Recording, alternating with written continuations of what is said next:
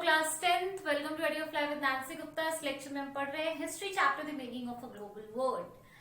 Fine, तो जितने बच्चे कंटिन्यूसली लगे हुए हैं, सारे लेक्चर्स फॉलो कर रहे हैं, वो अब तक चैप्टर की बहुत खूबसूरत मूवमेंट पर आ गए हैं। अब जहां पर हम सेकेंड वर्ल्ड वॉर पर हैं, राइट। फर्स्ट वर्ल्ड वॉर के हमने after effects, then world war transformation, उससे पहले के सिनेरियोज डिस्कस किए हैं। जितने बच्चों ने ये सब नहीं किया है, I would request them कि go into the playlist of history of class 10th and वहां से आप सारे लेक्चर्स पहले कवर अप कर लीजिए, so that यहाँ तक आने में आपको कोई दिक्कत ना हो। फाइन, तो आज हम पढ़ रहे हैं पोस्ट वॉर एरा, यानी कि फर्स्ट वर्ल्ड वॉर के बाद का एक एरा, और बाद का नहीं बल्कि काफी बाद का एक era. Because first world war के बाद तो जो सेकेंड वर्ल्ड वॉर हुआ अराउंड अबाउट 2 डिकेड्स बाद, 2 डिकेड्स के बाद ये जो वॉर ब्रोक आउट हुआ फिर से, ये लास्ट किया फॉर 6 इयर्स। क्लास 9 में आपने नाजी का सेकेंड वर्ल्ड वॉर पढ़ा है ना, where Nazi was involve, Germany was involve, और उन्होंने ह्यूमैनिटी को किस तरीके से शर्मसार किया था। तो एक वही एक मूवमेंट है, हम वहां वापस आ गए हैं जहां पे सेकेंड वर्ल्ड वॉर हमने लड़ा था और पूरे 6 साल तक चला था। तो ये वर्ल्ड वॉर होने के बाद क्या हुआ होगा, what do you think? 60 million people, यानी कि 3% of the population in 1939 was killed.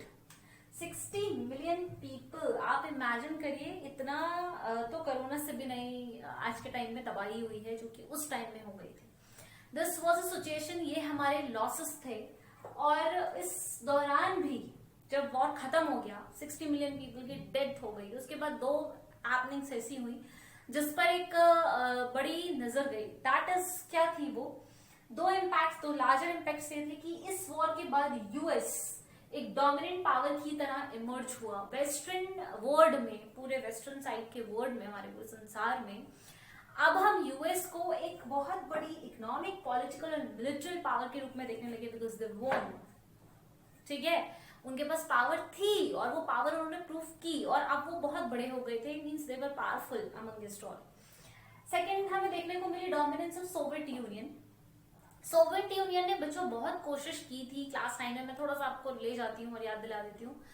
Nazi जिस तरीके से ह्यूमैनिटी के साथ डिस्क्रिमिनेशन कर रहे थे और उसका हत्या कर रहे थे, किलिंग ज्यूज, वो मोमेंट पर सोवियत यूनियन बना और उसने बहुत कोशिश की कि वो कुछ भी करे और नाजी रूल को यहाँ से बाहर करे। That means to defeat Nazi Germany, which was very important.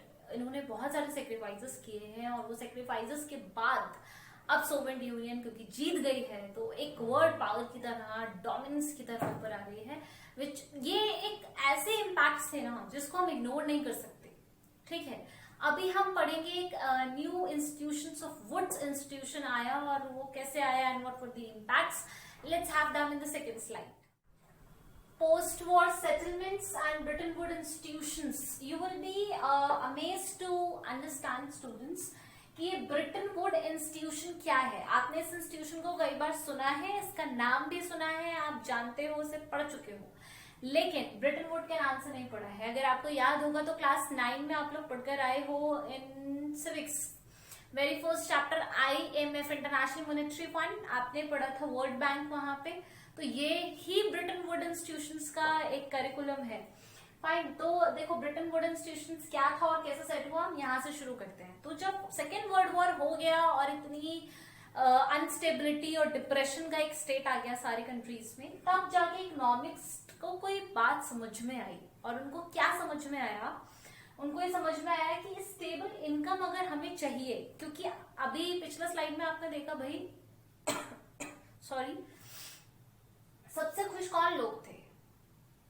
जो लोग स्टेबल स्थिति पर थे, ठीक है, जिनकी अर्बन एरियाज में फिक्स जॉब थी, उनको सस्ते रेट पे सब कुछ मिल रहा था, तो वो लोग खुश थे। बाकी लोग ट्रैम्पल कर रहे थे। तो जो इकोनॉमिक्स से उनको समझ में आया कि स्टेबल इनकम होना बहुत जरूरी है लोगों की, और वो कब होगी, जब हमारे पास स्टडी यानी कि लगातार और फुल एम्प्लॉयमेंट होगी सबके लिए, यानी कि जितने लोग एलिजिबल हैं उतनी एम्प्लॉयमेंट, ठीक है। तो क्योंकि अगर इनकम होगी तो हम बेहतर सरवाइव कर पाएंगे, बेहतर चीजों को समझ पाएंगे, और अच्छा खाना पीना होगा, डेफिनेटली एनवायरमेंट अच्छा होगा। तो यही सारी जो चीजें थी, ये इकोनॉमिक्स को समझ में आई। अब इसको अगर हमें इम्प्लीमेंट करना है पूरे वर्ल्ड इकोनॉमी में, हर जगह, तो हमें क्या करना होगा, ये भी सोचा तो दो बातें समझ में आई। पहली बात ये समझ में आई कि ये तभी पॉसिबल होगा अगर गवर्नमेंट बीच में इंटरवेन्यू करे, यानी कि जो इंडस्ट्री सेटअप सिस्टम चल रहा है, लोग इंडस्ट्री लगा रहे हैं, अर्बनाइजेशन कर रहे हैं, ये अपने आप करते हैं। ठीक है, आज मेरा मैंने एक फैक्ट्री खोल ली, आपका मैंने आपने 4 लोगों के साथ मिलकर खोल ली, तो ये प्राइवेटाइजेशन है। लेकिन इकोनॉमिक्स का कहना था कि अगर हमें फुल एम्प्लॉयमेंट देनी है तो सरकार को बीच में हस्तक्षेप करना होगा, उनको भी इंडस्ट्रीज लगानी होगी और उनको भी एम्प्लॉयमेंट देना होगा। सिर्फ ये जिम्मा लोगों का नहीं है, सिर्फ ये जिम्मा कैपिटलिस्ट का नहीं है, ये सरकार की भी जिम्मेदारी होगी। जब ये समझ में आया कि भाई गवर्नमेंट की भी जिम्मेदारी है, तो एक बात और समझ में आई, इसका मतलब गवर्नमेंट के पास ये पावर भी होनी चाहिए कि वो फ्लो ऑफ गुड्स, कैपिटल और लेबर को कंट्रोल कर पाए। देखो पहले कोई कंट्रोल नहीं था सरकार के पास, माइग्रेशन हो रहा है, कितने रेट पर हो रहा है, कितने भी रेट पर हो रहा है, कैपिटल यहाँ से मान लीजिए बाहर जा रही है, भारत की बहुत सारी बाहर जा रही है, सरकार कुछ नहीं कर सकती। ऐसा नहीं होना चाहिए। आपने प्रीवियस स्लाइड्स में देखा होगा भाई, लोगों को स्लेव बना के अफ्रीका ले जाया जा रहा था, सरकार को कोई मतलब नहीं था। ऐसा नहीं होना चाहिए भाई। अगर हमें अपनी स्टेबिलिटी लानी है और इकोनॉमिक डेवलपमेंट करना है तो गवर्नमेंट का कंट्रोल इन तीनों चीजों पर होना जरूरी है, that is flow of good, capital and labour. ठीक, ये दो लर्निंग थी जो इकोनॉमिक्स को भाई समझ में आई आफ्टर सेकेंड वर्ल्ड वॉर। जैसे ही मुझे ये बात समझ में आई, सारे समझदार लोग, बड़े बड़े कंट्रीज जैसे रशिया, यूएसए, सब बैठ गए, ठीक है, मीटिंग करी और मीटिंग करके एक फ्रेमवर्क तैयार किया। क्या था वो फ्रेमवर्क? वो फ्रेमवर्क था United Nations monetary and financial cooperation union. ठीक है, ये नाम जो मैंने लिखा है, ये जुलाई 1944 में न्यू हैम्स्फीयर यूएसए में बैठ के उसके ब्रिटेन वुड में बातचीत हुई, एक मसलन हुआ कि ऐसा होना चाहिए, और तब जाकर IMF बना, that is international monetary fund. ठीक, तो ये क्या था बच्चों? ये एक ऐसा फंड था जो डील करता था कि अगर कहीं एक्सटर्नल सरप्लस है और डेफिसिट्स है, यानी कि कोई कंट्री अगर बहुत तंगी फेस कर रही है और किसी के पास अगर बहुत ज्यादा है, तो उसको बैलेंस कैसे करना है, कैसे उसकी मदद करनी है जो डेफिसिट है, और कैसे उसको बताना है कि वो भी सबकी मदद करे जिसके पास सरप्लस है। बैलेंस बनाना बहुत जरूरी है। ऐसा तो नहीं जिसके पास सरप्लस है वो डेफिसिट्स के साथ इनह्यूमन ट्रीटमेंट दे रहा हो, या डोमिनेंस चलाने की कोशिश कर रहा हो, कंट्रोल कर रहा हो, या वो जो सरप्लस है वो इसलिए सरप्लस है क्योंकि वो दूसरों को डेफिसिट बना रहा हो। तो ये सब जो सुपरविजन है ना, इसका काम IMF को दिया गया, इंटरनेशनल मॉनेटरी फंड को दिया गया।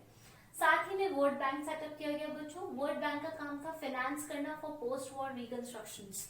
जितनी भी कंट्री ऐसी हैं जो सेकेंड वर्ल्ड वॉर के बाद तबाह हो गई थी और खुद को वापस संभालने की कोशिश कर रही थी, तो वो ये एक ऐसा बैंक था, उन कंट्रीज को फाइनेंस कर रहा था, यानी कि उन्हें पैसे दे रहा था कि वो खुद को संभाल पाए और वापस से स्टेबल कंडीशन में ला पाए। अब आपके दिमाग में सवाल आया होगा कि ये बैठ के जो मीटिंग हुई है किसने बनाए? Who are all the members? IMF World Bank में मेंबर्स होती है कंट्रीज, बहुत सारी वेस्टर्न वर्ल्ड की कंट्रीज की मेंबर हैं, और उसमें जो सबसे डोमिनेंट यानी कि सबसे पावरफुल, जो कि आपने पढ़ा था कि मेंबर है, that is of course USA, क्योंकि यूएसए के पास सरप्लस बहुत था, वो इनको फंड कर सकती थी। बैंक को भी तो कोई फंड करेगा ना, तो उसको फंड करती थी। तो दैट इज ऑफ कोर्स 1947 में इन दोनों ने, वर्ल्ड बैंक और IMF ने काम करना शुरू किया।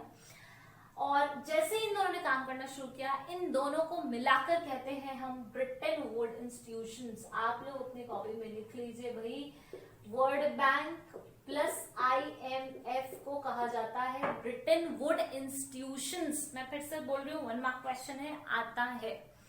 उस वक्त बच्चे कंफ्यूज हो जाते हैं ब्रिटेन वुड इंस्टीट्यूशन क्या चीज है। जब बैठ कर एक फ्रेमवर्क बनाया गया था ब्रिटेन वुड पर इन हैम्स्फीयर यूएसए, कि भाई IMF और वर्ल्ड बैंक का एक फ्रेमवर्क तैयार होगा अपने अपने पर्पज से, तो उसको हमने ब्रिटेन वुड इंस्टीट्यूशंस कहा, उन दोनों को मिला के। ठीक है, जो कि 1947 में काम करना शुरू किया बच्चों। और US एक ऐसा मेंबर था जिसके पास उस वक्त से वीटो पावर थी, यानी कि अगर किसी डिसीजन को, किसी काम को, किसी प्लान को जो ये दोनों कर रहे हैं ब्रिटेन वुड इंस्टीट्यूशंस में, वो अगर US ने मना कर दिया तो वो नहीं होगा। ठीक, वो इसलिए because US was the one, सबसे ज्यादा जो फंडिंग होती है ना बच्चों, कोई भी संस्था अगर चलती है तो पैसे से चलती है, तो उसका फंड या इन्वेस्टर्स कौन है, तो US इन्वेस्टर था, तो जो सबसे ज्यादा इन्वेस्ट कर रहा है उसके पास वीटो पावर भी थी। अब international monetary fund system link currencies to monetary system, ये आता है 1 मार्क में, अगेन वेरी इंपॉर्टेंट है। आईएमएफ क्या करता है? आईएमएफ का दूसरा काम, एक काम तो आप देख चुके हो, ठीक है, दूसरा काम क्या है? लिंक करना है करेंसीज को मॉनेटरी सिस्टम से। अब ये क्या चीज होती है? ये चीज होती है, आप लोग ये जानते हो ना कि इंडियन रुपी डॉलर में अकाउंटेबल है। लाइक अगर आपको ये सेट करना है कि $1 मतलब कितना इंडियन रुपी, काम किसका है? मॉनेटरी फंड, आईएमएफ का ये काम। अब इसको पैकेजिंग बोलते हैं, रुपी को डॉलर में पैकेज करना। ऐसे ही आप सोचो, क्या आपने कभी सोचा डॉलर भी किसी चीज में पैकेज होती है?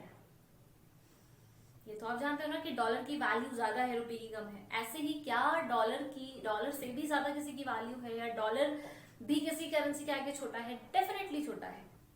That is gold. हमने 35 पाउंड्स का जो गोल्ड है उसको पैक कर रखा है ना डॉलर। तो ये सिस्टम है, ये काम किसका है? Who is doing all these thing? ये पैकेजिंग, ये रुपी का डॉलर में पैकेजिंग, डॉलर का गोल्ड में packaging, who is doing this packed all work? This is all done by IMF. ये सब आईएमएफ का काम होता है, लिंक करना एक करेंसी को एक मॉनेटरी सिस्टम से, ताकि सरप्लस और डेफिसिट को बैलेंस किया जाए, वो बना रहे। जो गरीब है वो बहुत गरीब ना हो जाए, और जो अमीर है वो बहुत अमीर ना हो जाए, और ये गैप जो है वो बढ़ना जाए, वाइडन ना हो जाए। इसका काम है, इस बैलेंस करने का काम है आईएमएफ का। And this is very important question, ये सिविक्स में भी आता है, क्लास 9 में आप पढ़ चुके हो, अब 10th में भी पढ़ रहे हो वापस से। तो आई होप अब आपको कोई इसमें दिक्कतें नहीं होगी, कोई प्रॉब्लम नहीं होगी, ठीक है। तो आज के लिए ये बहुत हो गया, और ये बहुत इंपॉर्टेंट था, तो इसके आगे मैं आज नहीं पढ़ाऊंगी, आप कहीं मिस एंड मैच ना कर दें। सो स्टे ट्यून्ड, बने रहिए कल के आने वाले लेक्चर्स के लिए, बिकॉज इसी के कनेक्शन में है और बहुत फ्रूटफुल है। मुझे नहीं लगता है इसमें कुछ जो बोरिंग है, ये तो इंटरेस्टिंग है जान के कि ब्रिटेन वुड इंस्टीट्यूशंस क्या है। Okay, so there is IMF and World Bank, ये तो आज भी चल रहे हैं, और कब से चल रहे हैं? 1944 का फ्रेमवर्क है और 47 से ऑपरेटिव है। तो सोचो, हमारी आजादी के, भारत की आजादी के पहले से चल रहा है। तो इट्स अ बिग सिस्टम, इसको जानना, पढ़ना, पता करना एक बहुत अच्छी बात है। Okay, so I hope you like the session. Also if you like then keep subscribing, keep sharing, keep liking. बस छोड़ मत दिया करो देखकर, ठीक है, क्योंकि जितना ज्यादा हम एक बड़ा नेटवर्क फ्रेमवर्क बना लेंगे, उतना ही ज्यादा काम करने में मजा आएगा और नई नई चीज सीखने को मिलेंगी। So stay tuned, stay healthy, bye bye.